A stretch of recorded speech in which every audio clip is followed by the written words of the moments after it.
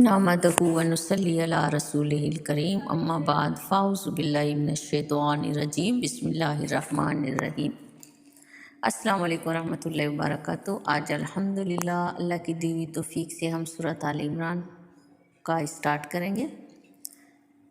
Rabbi इश्रह ली सदरी व यस्सिर ली अमरी वहलुल उक़दतम मिन लिसानी यफ़क़हू क़ौली रब्बि ज़िदनी इल्मा अल्लाहुम्मा फ़क़्क़िहना फ़िद्दीन आमीन सुम्मा आमीन। दिल की गहराई से अल्लाह रब्बुल इज़्ज़त से दुआ है कि मेरे और जो भी सुन रहा है उन सब के दिल में अल्लाह रब्बुल इज़्ज़त सूरत आल इमरान का एक एक लफ्ज़ उनके दिलों में उतार दे, मेरे दिल में उतार दे और वो हमारे अमल में ढल जाए और अल्लाह हमसे राज़ी हो जाए। इसी नियत और इसी दुआ के साथ हम आगाज़ करते हैं। बिस्मिल्लाहिर्रहमानिर्रहीम। सूरत आल इमरान में 200 आयात हैं और ये मदनी सूरत है। सूरत आल इमरान और सूरत बकरा के बारे में नबी करीम सल्लल्लाहु अलैहि वसल्लम की हदीस मुबारक का मफ़हूम है कि ये दो चमकते हुए नूर हैं। और सूरत बकरा और सूरत आल इमरान, सूरत बकरा में हमने यहूद के बारे में पढ़ा था और आल इमरान में हम इंशाअल्लाह ताला नसारा के बारे में जानेंगे, पढ़ेंगे। क़यामत के दिन जब अल्लाह रब्बुल इज़्ज़त पुकारेंगे अहले कुरान को कि खड़े हो जाएं अहले कुरान, तो सूरत बकरा और सूरत आल इमरान अहले कुरान वालों के आगे आगे चलती जाएंगी। ये दोनों सूरतें पढ़ने वालों के हक़ में गवाही देंगी।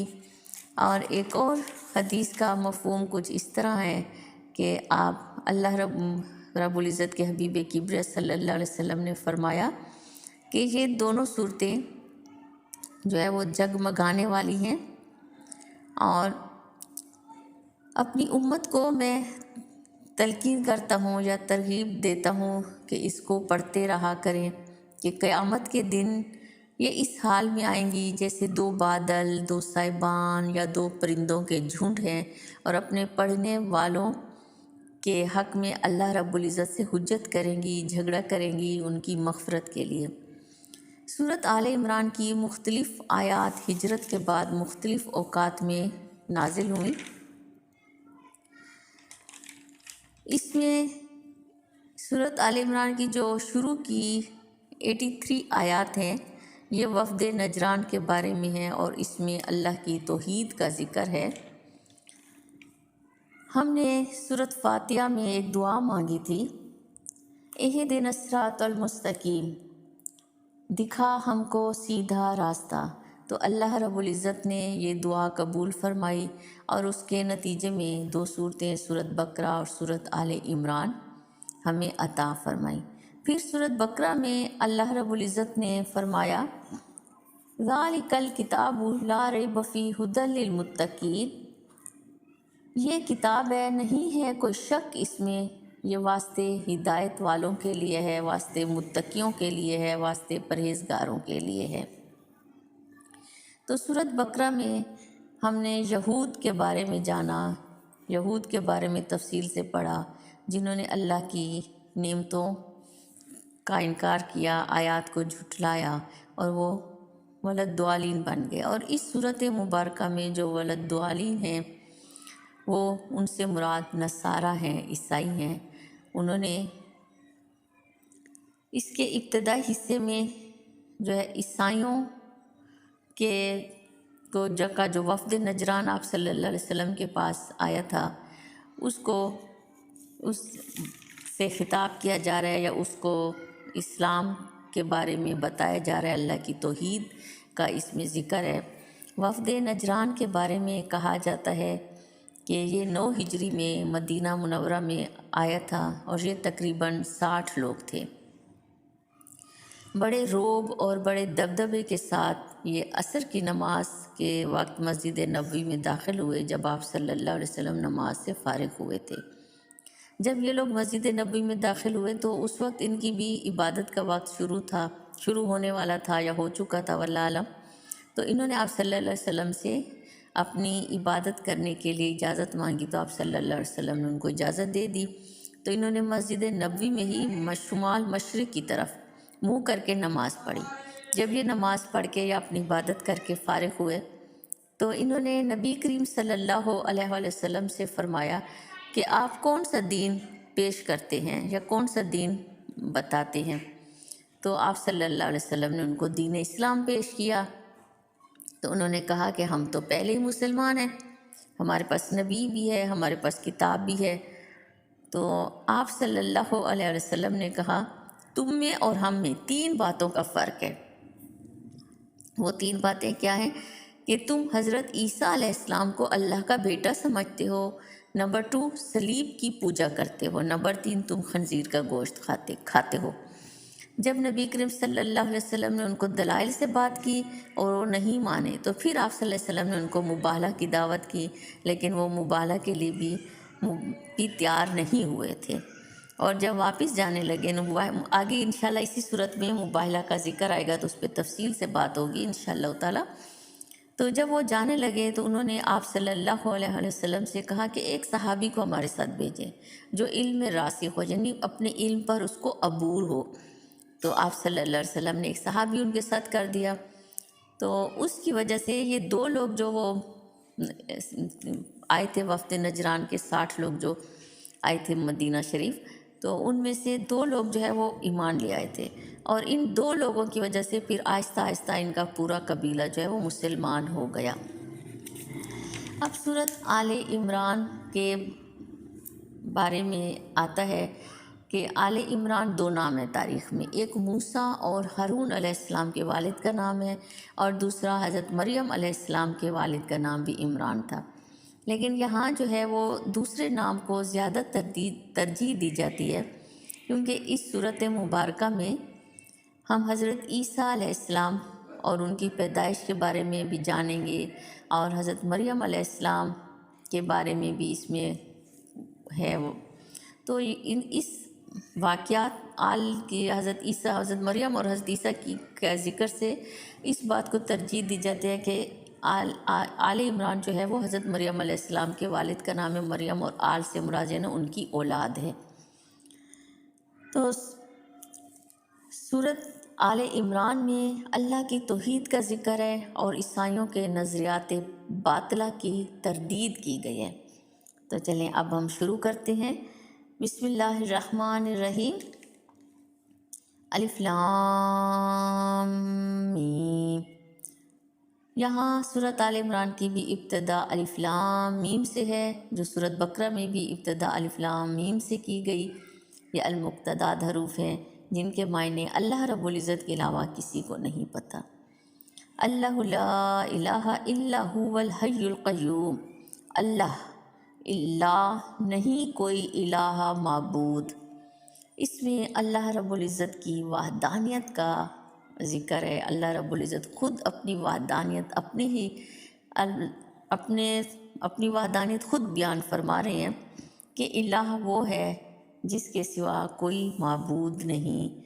اگر انسان اللہ کی بنائی ہوئی کائنات پر اور اس کی تخلیق پر غور و فکر کرتا ہے تو جتنا وہ غور و فکر کرتا چلا جاتا ہے وہ اتنا حیران ہوتا ہے، اس کی حیرانگی بڑھتی چلی جاتی ہے کہ ایسے کام کوئی اور نہیں کر سکتا۔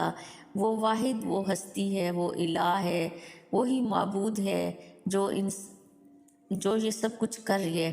سب سے پہلے اگر انسان اپنے وجود پر نظر ڈالے، اپنی پیدائش کو سوچے، تو بھی انسان حیران پریشان ہو جاتا ہے کہ میں کیا تھا اور اللہ رب العزت نے مجھے کیا بنا دیا۔ تو وہی معبود ہے جو انسان ان کے سجدے کے لائق ہے، جو عبادت کے لائق ہے، اس کے علاوہ کوئی معبود نہیں۔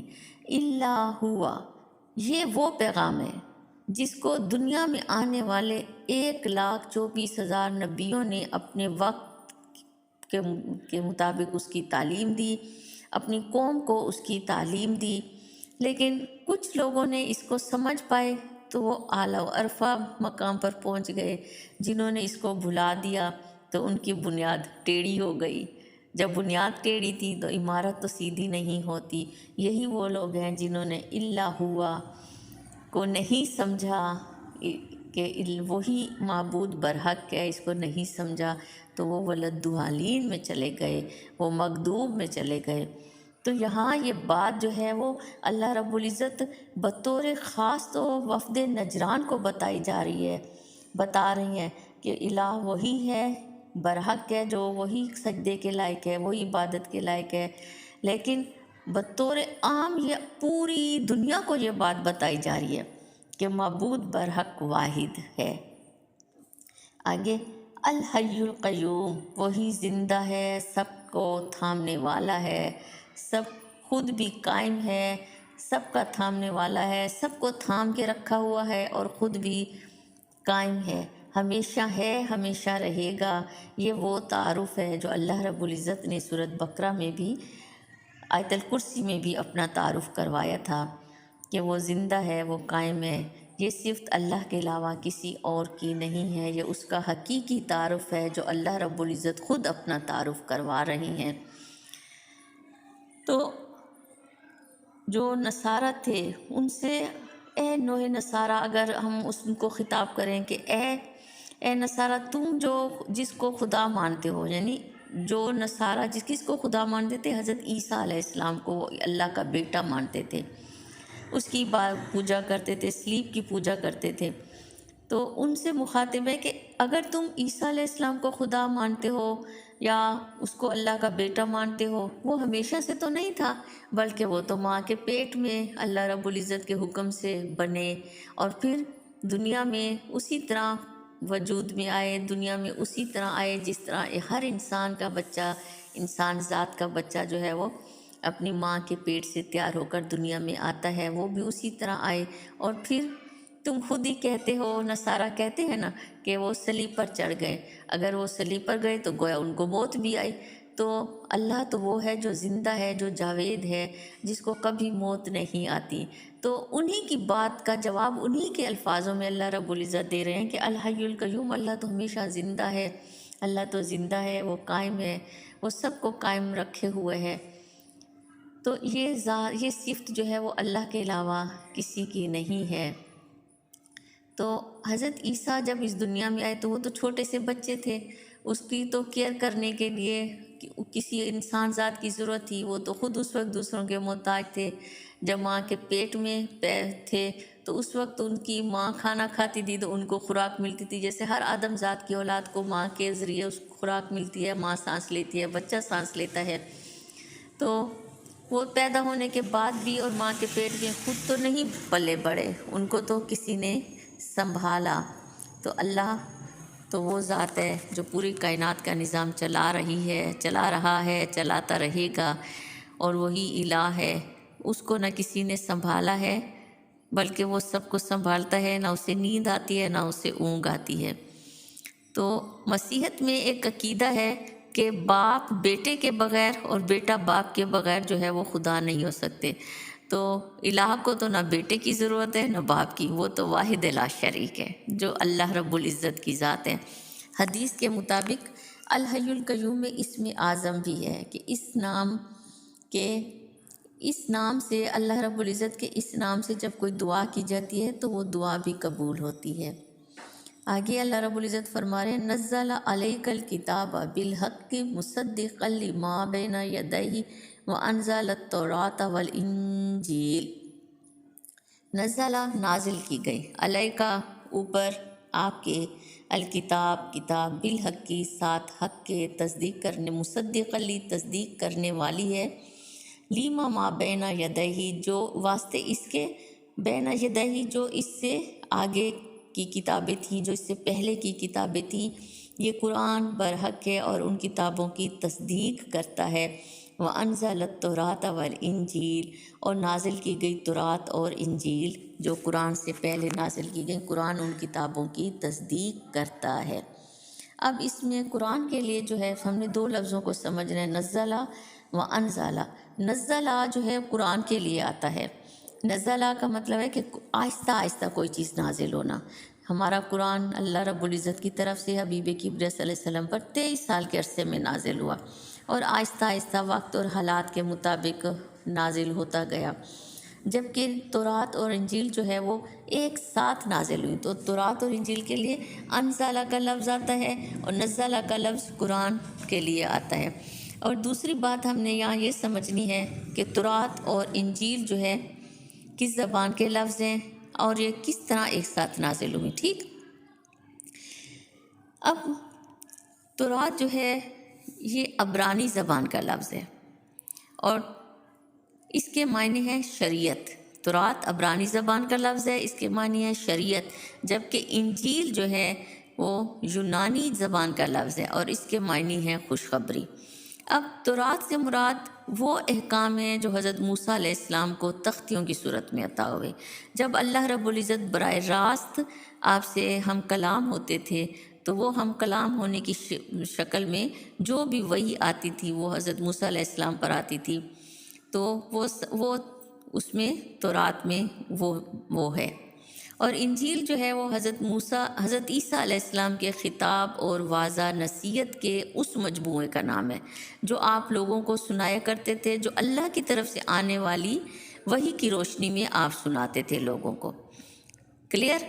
اب آج کل آپ نے ایک لفظ سنا ہوگا بائبل، تو تورات اور انجیل مشترکہ طور پر بائبل کہلاتی ہے. تورات اور انجیل کا جو مشترکہ مجموعہ ہے وہ بائبل کے نام سے مشہور ہے، اور بائبل کی جو قدیم جلدیں تھیں وہ 39 تھیں، یعنی 39 کتابیں تھیں، اور جدید جو ہے وہ 25 جو ہے 25 کتابیں اس کی ہیں. اب ہم نے کیا کرنا ہے کہ ہمارا قرآن جو ہے وہ ان دونوں کتابوں کی تصدیق کرتا ہے کہ ان پر تورات میں بھی اور انجیل میں بھی جو واضح و نصیحت ہیں، جو بھی احکامات ہیں، وہ اللہ کی طرف سے ان نبیوں پر نازل ہوئی جو اپنی قوم کو وہ آ کر سناتے تھے، اپنی قوم کو بتاتے تھے. تو قرآن نے ان باتوں کی، ان کتابوں کی تصدیق کی ہے. اب پیچھے بھی اللہ رب العزت نے سورۃ بقرہ میں یہ بات بتائی ہے نا، والذین یؤمنون بما انزل الیک وما انزل من قبلک. والذین، اور جو لوگ، یؤمنون ایمان لاتے ہیں، بما انزل الیک، جو نازل کیا گیا، اتارا گیا آپ پر، وما انزل، اور جو اتاری گئی، نازل کی گئی، من قبلک، آپ سے پہلے نبیوں پر. یعنی وہ ایمان والے کون ہیں؟ ہم سب ایمان والے ہیں. ہم سب اس پر ایمان لاتے ہیں کہ جو ہمارے نبی صلی اللہ علیہ وسلم پر کتاب نازل ہوئی وہ بھی برحق ہے، ہم اس پر بھی ایمان لاتے ہیں، اور اس سے پہلے جو کتابیں نازل ہوئیں ان پر بھی ہم ایمان لاتے ہیں. اب آگے آیت نمبر 4 میں اللہ رب العزت فرما رہے ہیں، من قبل ھدی للناس وانزل الفرقان. من قبل، اس سے پہلے، ھدی للناس، واسطے ہدایت کے ہیں لوگوں کی، للناس واسطے لوگوں کے، اور ھدی راہ دکھانے والی ہے، ہدایت ہے کس کے لیے؟ للناس، واسطے لوگوں کے. کون سی کتاب؟ وانزل الفرقان، اور اتارے فرقان، معجزے. یہاں قرآن کا لفظ استعمال نہیں ہوا، اللہ رب العزت نے یہاں پر فرقان کا لفظ استعمال کیا ہے، اور فرقان کے معنی ہوتے ہیں حق اور باطل میں تمیز کرنے والے، حق اور باطل میں فرق کرنے والے. تو حق اور باطل میں فرق کرنے والی.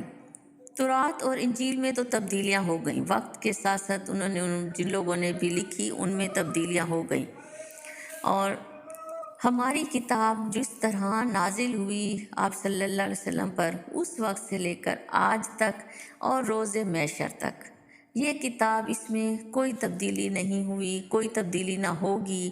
یہ جس طرح آسمانوں سے نازل ہوئی ہے اسی طرح آج تک ہے اور ہمیشہ اسی طرح رہے گی. تو اب یہ کتاب جو ہے وہ پچھلی کتابوں کی تصدیق بھی کرتی ہے اور حق اور باطل میں فرق بھی بتاتی ہے کہ دو راستے ہیں، ایک حق کی طرف جا رہا ہے اور ایک باطل کی طرف جا رہا ہے. اللہ رب العزت نے انسان کو عقل دیا، شعور دیا. عقل اور شعور والے حق کا راستہ استعمال کرتے ہیں تو وہ بلندیوں تک پہنچ جاتے ہیں، اور وہ لوگ جو کہ جن کی عقلوں پر پردے ہوتے ہیں، جو اپنی عقل اور شعور کا استعمال نہیں کرتے، تو وہ باطل کی طرف چلے جاتے ہیں، تو وہ گمراہی کے اندھیروں میں چلے جاتے ہیں، پھر وہ ضالین بن جاتے ہیں، مغضوب میں شامل ہوتے ہیں. اللہ رب العزت آپ کو، مجھے اور ہم سب کو ضالین اور مغضوب سے محفوظ رکھے، اللہم آمین. آگے اللہ رب العزت فرماتے ہیں ان الذین کفروا بآیات اللہ لہم عذاب شدید۔ ان الذین، بے شک جو لوگ، کافر ہوئے، بآیات اللہ، کافر ہوئے یعنی انکار کیا انہوں نے۔ کس کا انکار کیا؟ بآیات اللہ، اللہ کی آیات کا، اللہ کی نشانیوں سے جب انہوں نے انکار کیا، لہم عذاب شدید، واسطے ان کے کیا ہے؟ سخت عذاب ہے، شدید عذاب ہے۔ وہ لوگ جن کے پاس قرآن آ گیا، حق اور باطل ان کے سامنے واضح ہو گیا، پھر بھی وہ اللہ کی آیات کو نہیں مانتے اور اپنی ضد پر، اپنی ہٹ درمی پر قائم ہیں، تو ان کو سخت عذاب کی وعید دی گئی ہے اور شدید عذاب ہے ان کے لیے۔ واللہ عزیز ذو انتقام، اور اللہ زبردست ہے، اللہ غالب ہے، ذو انتقام، بدلہ لینے والا ہے۔ اب انتقام سے مراد یہاں جو ہے کیا ہے؟ سزا ہے۔ اللہ سزا دینے کی پوری قوت رکھتا ہے۔ سب کے لیے یہ نصیحت ہے، ہر اہل ایمان کے لیے، ہر مسلمان کے لیے یہ نصیحت ہے کہ قرآن سے نصیحت پکڑیں، حق اور باطل کے فرق کو سمجھیں۔ اور یہ کب ہمیں سمجھ آئے گی؟ جب ہم قرآن کو سمجھیں گے۔ کب سمجھ آئے گی؟ جب ہم اللہ کے احکام کو سمجھیں گے، اور پھر سمجھیں گے اور ہدایت کی دعا کریں گے اپنے لیے، سب کے لیے کریں گے، اپنے لیے بھی کریں گے۔ تو جب ہم حق کو سمجھنے کی اور حق پہ چلنے کی دعا کریں گے تو اس کے جزا جو ہے وہ بہت خوبصورت ہے، دنیا اور آخرت میں بہتر بدلہ ہے۔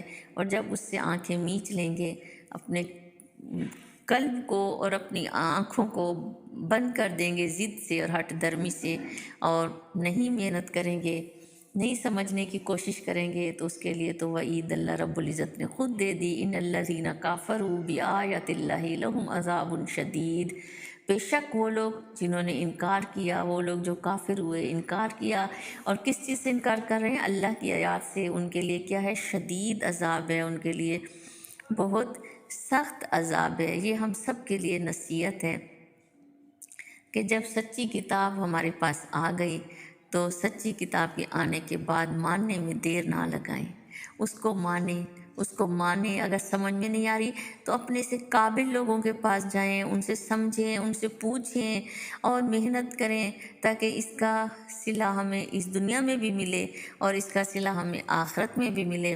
ورنہ اللہ رب العزت کی پکڑ بہت سخت ہے، اللہ کی پکڑ ہوگی۔